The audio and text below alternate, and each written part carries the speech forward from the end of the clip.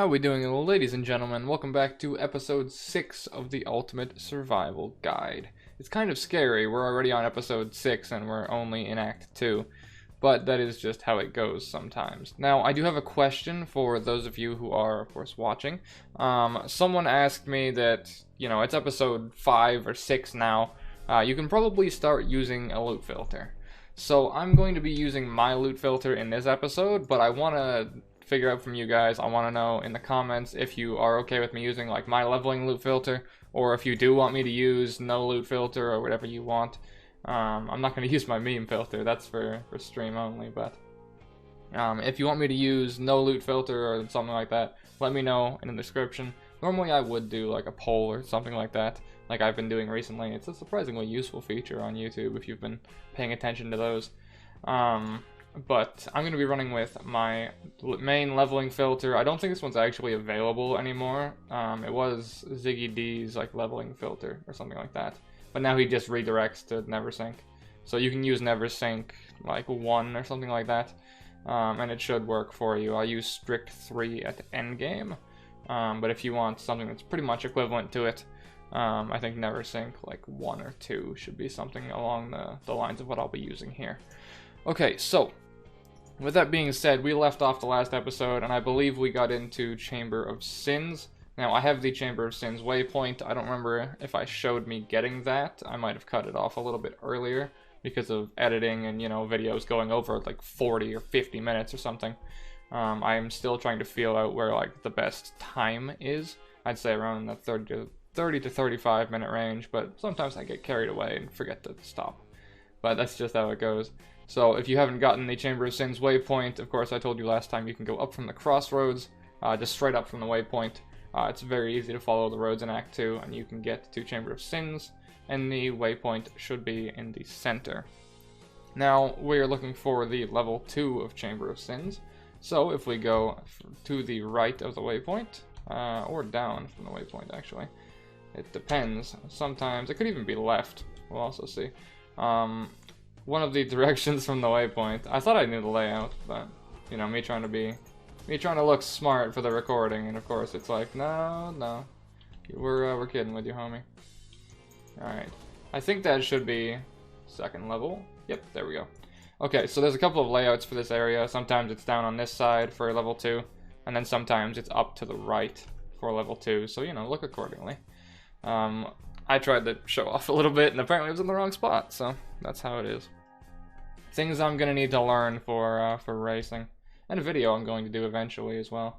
Hopefully I can try my best to learn all the layouts in Path of Exile, but I doubt it. That's going to take me a lot of time. Alright, there's level 19. We're actually kind of over-leveled, considering this is a 16 area. But that's what happens when you kill pretty much everything. Alright, so I'm gonna need to look to increase the damage values on Sunder right now. We're pretty much immortal, and I'm gonna continue to keep us immortal. But yeah, the damage is nice, but it's going to need a little bit of work. I think using a two-hander with Sunder would be a better option, but oh well. We'll see. If I come across a really good two-hander, or if I want to craft one, is also an option. Although I believe my Sunder's in a 3-link, isn't it? Yeah, my Sunder's in a pretty shitty 3-link, that's most likely why. Now, I did cover the more versus increased discussion in a previous video. But once I get access to some of the really good, more gems, I'll be throwing those in Sunder, and I'll be explaining exactly how those work. But we need to get there first. Now, once I go through Chamber of Sins here, I should get access to Heralds and some other stuff, which should speed our clear speed up by quite a bit. You'll hear the word like clear speed and like boss kill time and all that sort of stuff said quite a lot if you look at try to read a build or something like that. Clear speed just means like it's based on how fast you can clear a map. Now, a map is something in endgame content that you do repeatedly, over and over and over and over until it gets drilled into your fucking brain. But most people measure builds in like clear speed. So if you can enter the map and then everything dies, that's pretty damn good clear speed. If it takes a little while to kill stuff, it's, average to low clear speed. So if you're looking at builds or trying to choose what to play, and it says, you know, average clear speed, amazing clear speed, well, you know, that's what that means. Ours at the moment is decent-ish, kind of meh, honestly, but alright. Now I can start paying attention again. Okay, so I'm going to show you a little trick. I talked to you before about how you don't really need to do quest objectives so long as you know the quest.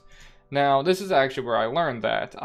Every time I would make a new character, I would come up here in the Chamber of Sins, I would kill this boss here, which you saw me drop my protector and then just slam her to death and we were done. It wasn't even worth talking about. I grabbed a little quest objective and then I would come down, talk to Helena, and then I would townport. Now, the quest says talk to Helena, but if I just drop a townport and go back to town, it will automatically update, I'm pretty sure. Blackout reward. Enduring Cry. Wabam. There we go. So, you know, quest's done. Didn't have to talk to her. Nothing like that. And then we talk to her over here. Talk to Silk. Travel to Weaver's Chambers. Now, one other thing that we can do is I showed you in Act 1, I believe, that the mage vendor, in our case, in this act, it's Yena right here, sells skill gems. Now, these skill gems are ones that you've unlocked from completing previous quests. So you'll notice how I have Enduring Cry that I took from that quest before. That quest before also offered me a plethora of different options. You can find those in the second tab of the Mage's Trade window. Now in our case, we have access to all of the Heralds I was talking about previously. I'm going to be grabbing Herald of Ash, Herald of Purity.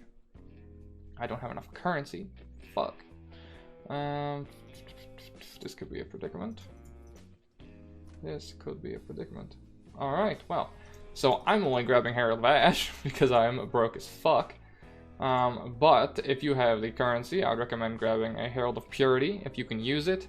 And then maybe one extra Herald, depending on what build you're playing and the setup that you're going for. So we went with a Lyra, which means that we have 5 mana regeneration per second. That's going to be relevant once I step outside and I show you why. But because of that, we can run probably about 3 Heralds without having to actually care about any problems or anything like that. These Heralds are auras. They will reserve a part of your mana pool. So notice how my mana pool is like full like this. If I step outside and I socket in my Herald of Ash, I can show you what I mean. Let's go through yield and loading screen. I need an SSD badly. But that's just how it is. Anytime that would be great. Did my game crash? Okay, no, we're good. We're good. I was scared for a moment. Okay, so if we put in Herald of Ash, like so, you'll get an activatable icon here, and if you don't have it here, you know, click on the skill, check around in your little menu here, it may be there clogged by other spells. If we turn this on, you will see that 40 of my mana gets reserved out. Now, I called this an aura earlier. I need to clarify that because people will get mad at me otherwise. It acts like an aura. Essentially, it will reserve a set amount of your mana, but heralds only affect you. An actual aura, like, for example, vitality or anger or that sort of thing, will provide a buff to you and to anyone around you. Anger will add damage to spells and attacks, fire damage to them. And vitality will give you and anyone around you like 1 or 2% base life regeneration. Something we're probably going to be using later on, but that is an aura. A herald is something like that, right? It does the exact same thing. It reserves mana. It gives you that bonus, but it only gives it to you, the player. It doesn't give it to your teammates, doesn't give it to your minions, doesn't give it to anything like that. So you'll see that I have 40 out of 160 reserved. This is actually quite nice because it mats perfectly, and that makes me very happy. It fixes my minor amount of OCD. But that also means I can use that to explain to you via math how Herald of Ash and stuff will work. So if I run 3 auras, I'm going to have 75% reserved, because, you know, 25% for Herald of Ash, 25% for Herald of Purity, and then another 25% for something else. Now, normally that would be a problem, because, you know, you have, like, In our case, we'd have 40 mana left, right, in total. Now, because I have 5 mana regen per second, you can see it's regenerating fast enough that it's not an issue, right? If I pace myself with Sunders, or if I get a good enough weapon where it's like, okay, 1 Sunder kills the pack, 1 Sunder kills the pack, right? By the time I run to the next pack and I pace myself through it, I'm able to regenerate my mana and not have any problems. This is where you can find, like, people being like, okay, how do you sustain mana? I mean, there's a couple of different ways, but being optimal and just killing the pack fast is normally a really good way as well. Because if you just slam once and you kill it, during all that time you're walking to the next pack to slam it, you have that time of mana regeneration. And since we went with a Lyra and took 5 mana regen per second, by the time we like move a half inch, I've regened a lot of my mana. Considering Sunder is 10 mana per cast, just watch my mana pool over here. Like, it doesn't even move. And when you're playing a Marauder or a Duelist or something like that, even at endgame, when your skills cost, when it's 6 length, sometimes like 25 mana, if you're able to one-tap a pack, then by the time you move to the next area, or next pack, you're gonna have all your mana back. Which is why I normally run like 2 or 3 auras or something like that. Now, one more thing I do want to cover is that notice this reserved amount right here, okay? I explained to you that it has 25% reserved. So there's a few things I need to explain when it comes to this. These auras can actually be supported, such as like with Sunder, how I have it linked to added fire and onslaught and all that sort of stuff, right? They can get an amplification on top of the original thing. So let me go kill something and I'll show you what Herald of Ash does. It's going to get a little bit screen fucky. But alright, so if we kill this guy, you'll see, watch the enemies, right? They're doing a little fire explosion. Now, what that is it's based on overkill damage, which is another thing I have to fucking explain. Oh boy, we're gonna be here a while. Okay, so you saw that whenever I killed the target, or I hit them, they did an outward explosion of fire. I need to go back to a safe spot, or else we're going to be here a while. Alright, they did that outwards explosion of fire. Now, essentially, that does a percentage amount of whatever I hit them for. So, if I hit them for their whole health pool, right, say they have 100 health, and I hit them for 130. That 30 damage that goes nowhere, that's wasted, is called overkill damage. And that overkill damage is put into that explosion, on top of the base amount that it already does. I don't know the exact math for the base explosion or anything like that. But whenever you kill something, any of the overkill that I just explained to you there is put into that AoE explosion and explodes outwards for amplified amounts of damage, affected by, you know, your fire damage and all these other modifiers. And this is when things start to get like intense, and is why you need Path of Building and stuff for calculations and all that. But that is like the main effect of Herald of Ash, is that big like explosion thing that is affected by the overkill damage. Now, that explosion can actually be affected by support gems. So, for example, with my Herald of Ash here, I'm not going to go too in-depth on too crazy. All I'm going to say is you can add Area of Effect to Herald of Ash. So that circle that is like, I don't know, something like that, right? Gets like doubled in fucking size. It gets pretty mental. Because I have it on my Blade Vortex Chieftain, and god, man, like sometimes I can't even see my screen. Like, that's how many explosions go off. The entire screen just explodes outwards in fire, and it's really satisfying. But still, sometimes it gets a bit nuts. Now, the reason I need to say that is that when you link Herald of Ash to Area of Effect, its percent mana reserved. Can you get out of here, homie? Its percent mana reserved right there goes up. So instead of 25%, when it's linked to Area of Effect, Herald of Ash becomes 35%.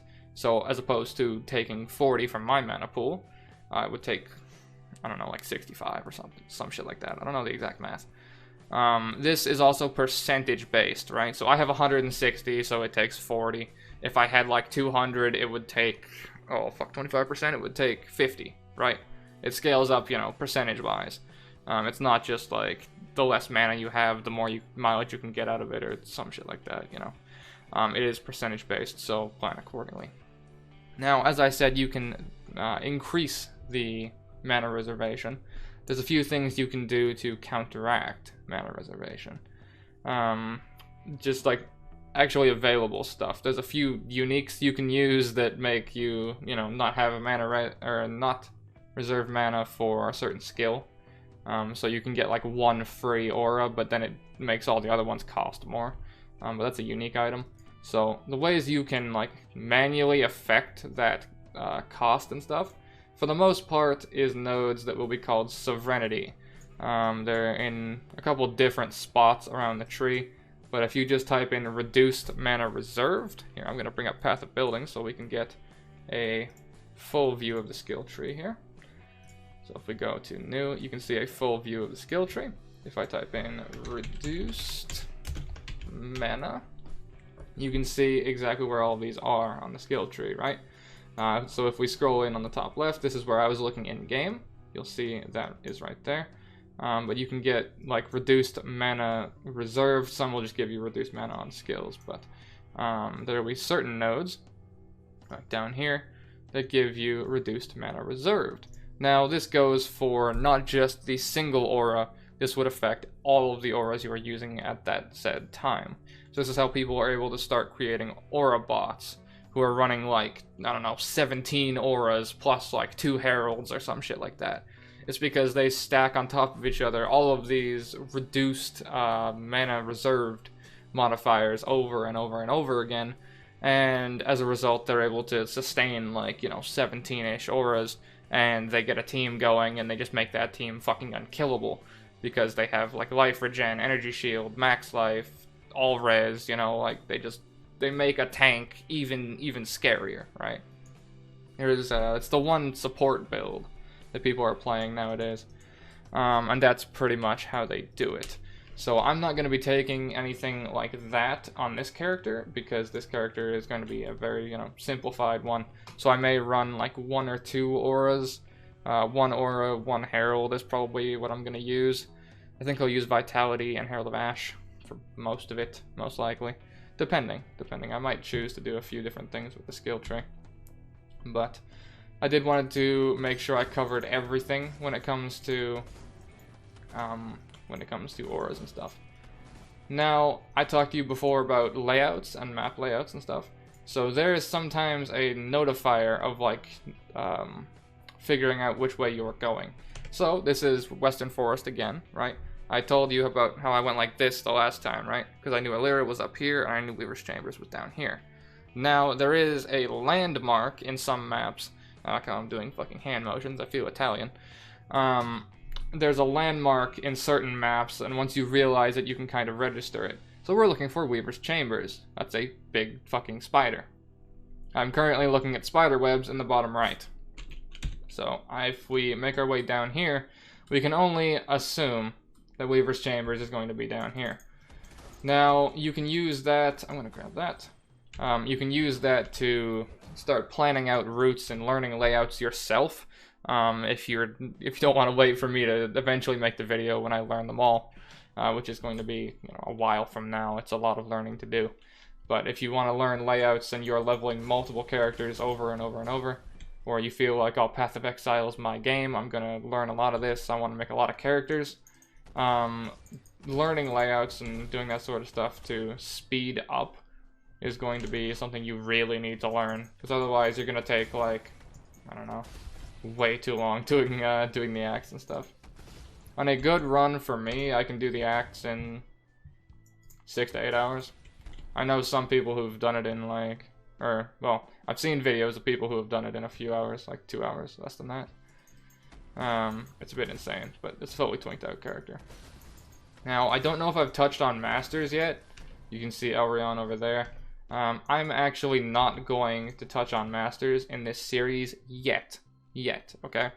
Because for the reason of Betrayal is an upcoming expansion during the time that I'm recording this. If you're watching this in the future, which may be a possibility, Betrayal currently is 11 days away. And that removes all of the current Masters that we've gotten used to. That removes, Elrion, Haku, all these people. It's a deep concept. There's a lot of stuff to go with Masters and that sort of stuff. But explaining something to you guys that's not going to be relevant any longer is a waste of my breath and a waste of your intellectual space. You know, you can only hold so much knowledge sometimes. I don't want to waste it on something that's going to be disappearing. Alright, so we come in here, the boss is going to drop down, put the totems up, drop the 3 ruthless slams, and then just kind of whack away. And she's going to phase. This is one of the first bosses we've run into that has like a phase mechanic to it. Any of you who have done like any type of MMO gameplay or anything like that will know what I mean when I say like a boss phases. Essentially there becomes like a point where they change, or they become unhittable or something like that. In this boss's case, she went up into the air and then spawned ads, and while she was up in the air, I wasn't able to hit her. Other bosses will phase into something like scarier. They'll get like more abilities, more damage, and that sort of stuff. If you want to see me take on like some endgame bosses and stuff, take a look at my Road to Shapers series. I know I'm plugging myself. I get the ability to do that. Where at least recently, we're on like episode 3 now. Episode 4 is gonna have me killing 2 Elder Guardians, which is like really fucking hard bosses. So if you want to see, if you want to see firsthand, like boss shaping and bosses changing, phasing and stuff. Phasing was the word I was looking for. Take a look there. Okay, we're gonna open this essence. Hopefully get something good from it. I don't remember what fear is. Well, I know what fear is, I just don't know what the essence is. Hopefully something good. Hopefully. Alright, smack away. Minions. And I magically don't care anymore. Okay, so we are going to portal scroll out. I could log out and just come back to town, but for the sake of, you know, your eyes in the video, I'm not going to. Okay, so what do we want here? Okay, now this is where it gets interesting. This is where we can start choosing a couple different things, right? This elemental damage with attacks is okay, for the reason of, allow me to explain. If you mouse over your Sunder, you can see that it gets bonus fire damage, right? Now, it gets bonus fire damage from something else, probably one of my weapons. But if we go out into the world, then Herald of Ash actually gives it more fire damage, okay? So because of that, then elemental damage with attacks will multiply with the fire damage from Herald of Ash, right? But in my case, I'm going to be going, you know, fully physical for the most part, so I'm not going to be messing around with that sort of interaction. Herald of Ash is in most builds just for that overkill damage, because if you hit something hard enough, you could kill a whole pack, just with the overkill damage, you know, kind of like ping-ponging through the pack and killing everything. So that's why it's in most builds. That's why I use it in most of mine anyways. But we're going to be taking more melee physical, because that is 30% more melee phys, which is nuts. And I remember where my fire damage came from. I've added fire. Okay, so if we look at Sunder, 166 DPS, that's the wrong ability. 166. 167, that didn't actually change much. However, we don't have any fire damage to worry about. We're going to get extra fire damage added on top of that. And now, once we start getting some physical modifiers and stuff in there, it's going to start getting pretty damn good. I have 2 skill points. We were, I believe, going for the Warcry node. So let's take fire resistance and strength. Hang on. No, I'm gonna opt to make us more immortal right now. I'm gonna take Armor Master. 2 points here for life regeneration, movement speed, and armor. And then, you know, we will come through and come down and get this soon enough anyways. Alright. I forgot to put on Enduring Cry. I've been talking it up so much, but I forgot to put the damn thing on. Enduring Cry is a war cry. It's an activatable skill that will give you endurance charges, which I don't think I've explained charges yet, so this should be fun. It will also give you a nice amount of healing whenever you use the skill and there's an enemy nearby. Okay, let's catch up on the quests here. Travel to the wetlands, that I can do. And if I remember correctly, yeah, we didn't get the wetlands waypoint. I would recommend getting it, but we just go up from the waypoint and we should be fine. Do some leap slams, maybe kill some stuff. There we go, grab that diamond shrine. Diamond shrines guarantee you 100% crit chance, so long as you aren't playing the build I am, which has resolute technique, which means we can never crit and the shrine becomes useless. you know, hopefully you're playing a different build and able to crit with it. But still. Okay, so let me show you Enduring Cry really quickly. Not on that thing, I think it's annoying. Okay, so if we hit Enduring Cry, he'll do a little War Cry, and we gain 1 Endurance Charge. Now if we get over here and pull a bunch of stuff together, you'll see we gain 2 Endurance Charges that time. Now, why did I get 1 the first time, and why did I get 2 the second time? Well, Enduring Cry will give you more charges depending on, it scales in like per 100 enemies or some shit, but it's fucking whack. Essentially, if you have more enemies around you when you use Enduring Cry, you'll get given more endurance charges at the time of use. So you saw I only got 1 charge when I used it beforehand, and when I'm in this small pack here. If I go into like a giant pack, for example, and I hit Enduring Cry, then I may get 2 charges, I may get 3 charges, etc, etc. We're gonna leave Haku there for reasons I explained earlier.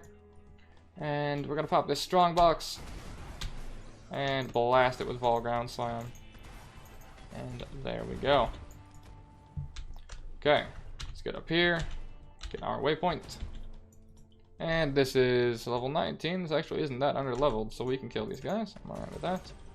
You see the overkill damage kind of going through the entire pack, and you start to see some synergy as well. Because notice how we're using Sunder, right? And I talked about Sunder piercing. Because Sunder, the projectile, will go through multiple enemies.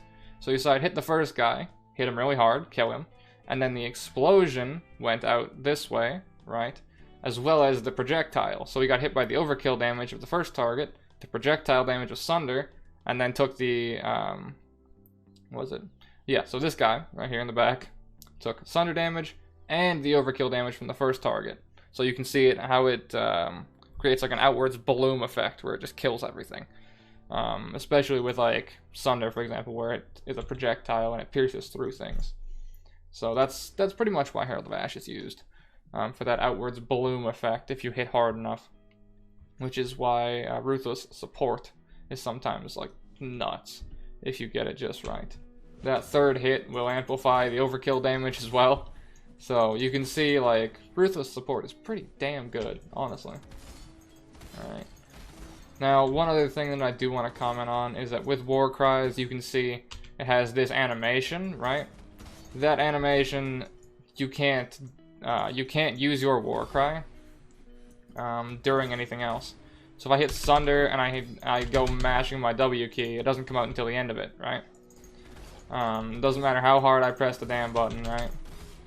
Unless I press it either before or after my animation for my attacks and stuff, my Warcry doesn't come out. Now the reason I'm touching on this is they added a way to change that in this current patch, actually. The node that we are going to right now, I think I might be lagging a tiny bit. Let's kill them. The node that I am going to right down here, which is called Battle Cry, makes using Warcries instant. Which means that I can and will be hitting my Sunder, doing attacks, and then during my Sunder animation, I'll be able to cast my Warcry, because it instantly removes this little animation here.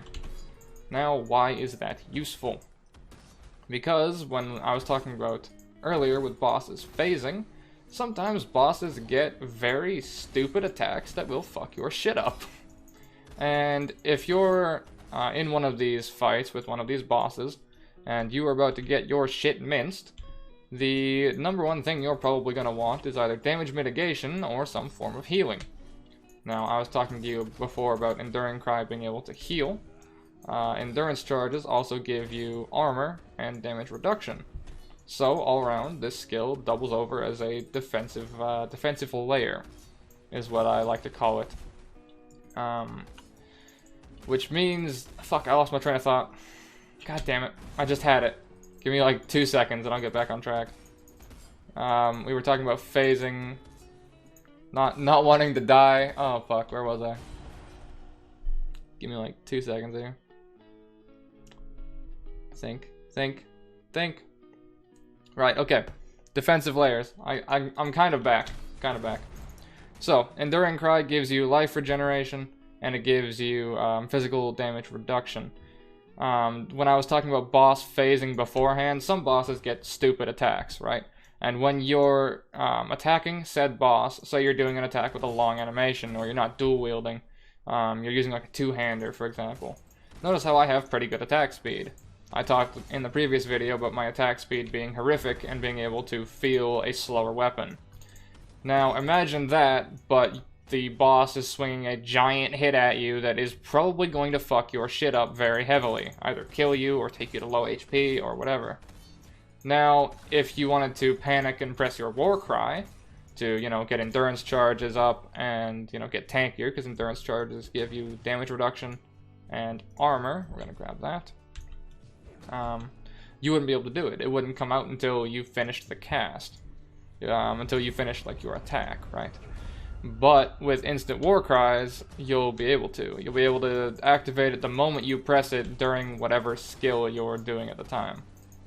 So the reason I say that is there is something later on called Multi-Strike and Spell Echo. Most of these are used in later game builds and that sort of stuff. Essentially, it gives you 1 or 2 free casts of said spell. Problem is, it roots you. So you see when I'm doing this attack, right? I can click anywhere, but when I'm doing the attack, I'm not going to move. It's going to do the attack animation, and we're going to slam and, you know, come on and slam, etc., etc. Yeah, Multi-Strike does that, but it does 3 of them at the same time. And you're not able to move during that at all.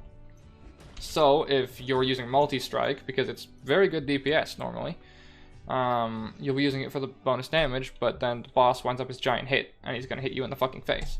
And you can't use your Warcry, because it's an animation, you're already locked in an animation, and you're fucked.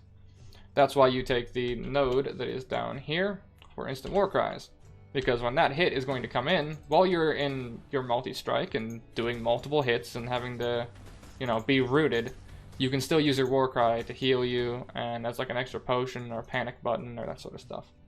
So that is why I use Enduring Cry in pretty much every single build, and in every Marauder build I play, I like to take that instant Warcry node, because it's basically a oh shit button that lets me survive. And considering I use considering I use Multi-Strike in most builds, it's pretty decent.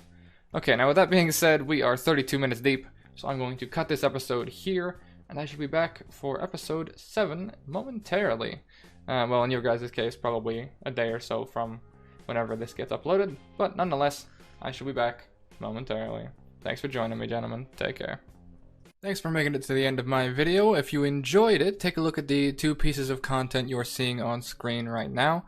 If you wouldn't mind, you can click that big red button and see more updates from me. And if you want to go even further than that, then you can take a look in the description to find my new Patreon link. You boys gotta keep the lights on somehow.